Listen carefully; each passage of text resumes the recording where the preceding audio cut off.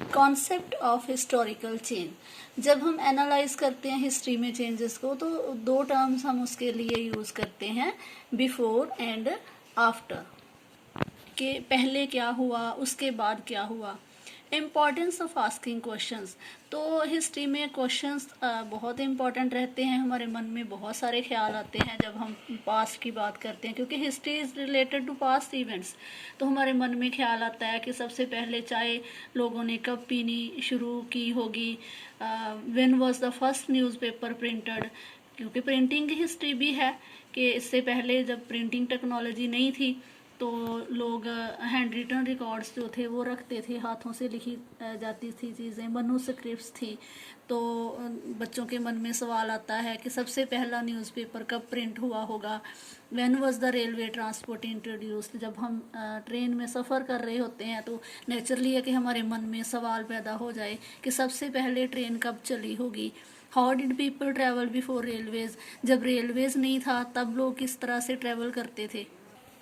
Past and present, जैसे इस image में आप देख पा रहे हो कि पहले हाथियों की सवारी की जा रही है, घुड़सवारी की जा रही है, लेकिन बाद में ट्रेन आ गई, मॉडर्न ट्रांसपोर्ट आई जिसमें रेलवे आई इंडिया में और लोगों ने ट्रेन पे सफ़र करना शुरू किया।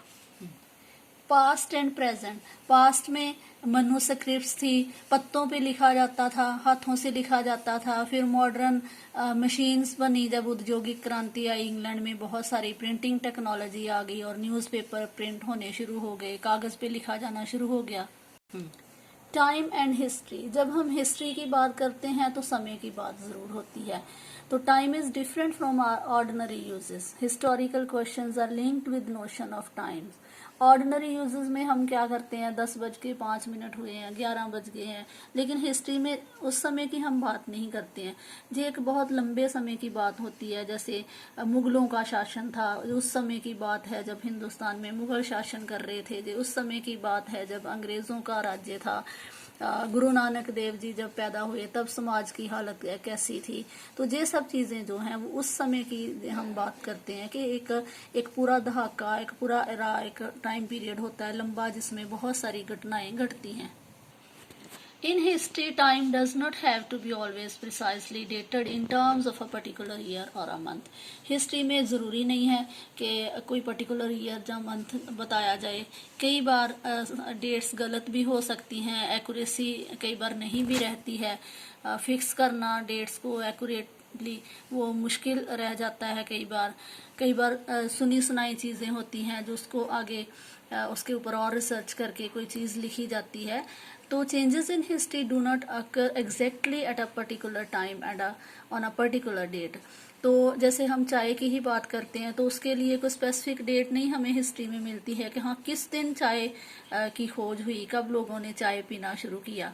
तो धीरे धीरे है कि हो सकता है सडनली हॉट वाटर में कोई टी लीव्स गिर गए हों, फिर उसको पीने से टेस्ट आया हो, आगे किसी और व्यक्ति ने भी ऐसा किया हो, अगर उसमें मीठा ऐड कर लिया तो और ये चीज़ टेस्टी हो गई। तो एकदम का प्रोसेस नहीं है, तो धीरे धीरे करके ही वो चीज़ हुई होगी।